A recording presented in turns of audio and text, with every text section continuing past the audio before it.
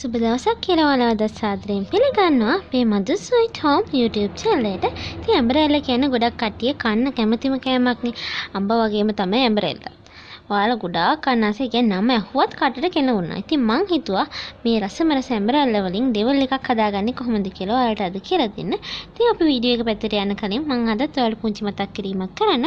ඔයා මේ වෙනකොට තාමත් අපේ channel එකත් එක්ක එකතුනේ නැති කෙනෙක් නම් දැන්ම පහත තියෙන subscribe button click කරලා අපිත් එක්ක එකතු වෙන්න. ඊළඟම තියෙන එක bell icon එක press කරොත් අපි මේ දාන අලුත්ම අලුත් වීඩියෝස් වල notification එක ඒ දාපු සැනින්ම ඔයාලට ලබා ගන්න පුළුවන්. ඉතින් අපි බලමු මේක හදාගන්නේ කොහොමද කියලා. ඉතින් අද අපිට ඕන වෙනවා සුද්ධ කරගත්ත ඇඹරැල්ල ග්‍රෑම් 250ක්, තක්කාලි කොටුවට කපාගෙන මාළු මිරිස් කරලක් කොටුවට කපාගත්ත. ලීක්ස් වල මේ තියෙන්නේ කඳ කොටස. ඔයාලට පුළුවන් මේකට කොලේ කොටස ගන්න. නමුත් කොලේ කොටස ඔයාලා දන්නවා ඉක්මනට මැලවෙනවා. ඒක නිසා තමයි අපි මේකට කඳ කොටසම ගන්නෙ. කුඩාවට කපාගත්ත සුදු ලුණු බික් 2-3, කොටුවට කපාගත්ත බීලුණු, සීනි, කෑලි මිරිස්, රසායන ලුණු, ගම් මිරිස්, තෙල් මේස හැන්දක්. ඉතින් මේ විදිහට සුද්ධ කරගෙන තියෙන අපේ ඇඹරැල්ල ටික අපි දැන් විදිහට දෙකට පළලා ඒවා කොටුවට කපා ගන්න ඕන. ඊළඟට අපිට කරන්න තියෙන්නේ අපි මේ විදිහට කපාගත්ත අපේ ඇඹරැල්ල ටික පැහැනකම් වතුර ටිකක් දාලා මේ ටික හොඳින් තම්බ ගන්න ඕනේ විනාඩි 10ක් 15ක්. ඉතින් මේ තියෙන්නේ අපි තම්බගත්ත අපේ ඇඹරැල්ල ටික. දැන් බලමු අපි මේකෙන් කොහොමද අපේ ඇඹරැල්ල ඩෙවල් එක හදාගන්නේ කියලා. ඉතින් අපි භාජනයේ ලිපේ තියලා මම දැන් එකට අපේ පොල් තෙල් මේස හැන්ද එකතු කරනවා. ඉතින් තෙල් ටික රත් වෙගෙන එනකොට මම ඒකට පොඩියට කපාගත්ත සුදු ලුණු ටික එකතු කරනවා. ඉතින් සුදු ලුණු ටික මේ විදිහට ටෙම්පරාදු වෙගෙන යනකොට මම ඒකට කපාගත්ත අපේ මාළු මිරිස් ටික එකතු කරගත්තා. ඊළඟට මම මේකට තක්කාලි ඒ වගේම ඊට පොළොරින් භාගයකට එකතු කරගෙන බීලුණු තක්කාල හොඳින් කවලම් කරගන්නවා. දැන් මම මේකට කෑලි මිරිස්, ගම් මිරිස්, රසායන ලුණු එකතු කරගෙන පොඩ්ඩක් කවලම් කරලා අන්තිමේට මම දැන් මේකට එකතු කරගන්නවා අපේ තම්බගත්ත ඇඹරැල්ල ටික.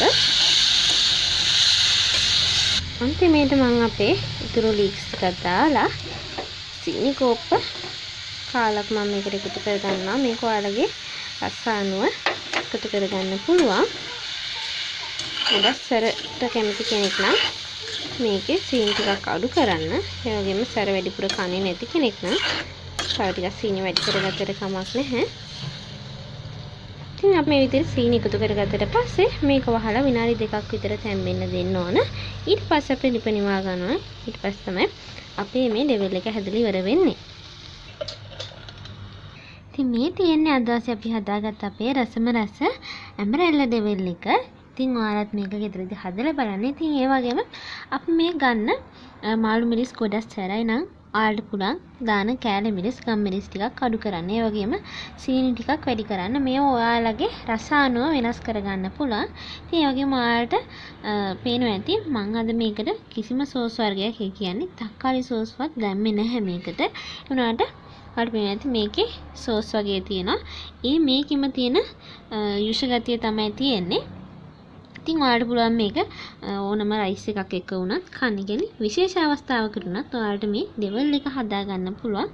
ඉතින් නිර්මාංශයට උනත් කන්න පුළුවන් ඩෙවල් එකක් තමයි මේ අපි හදපු ඇඹරැල්ල ඩෙවල් කියලා කියන්නේ. මොකද අපි මේකට කිසිම මාංශමය දෙයක් දැම්මේ නැහැ. කියන්නේ මස් මාළු කිසිම දෙයක් දැම්මේ නැහැනේ.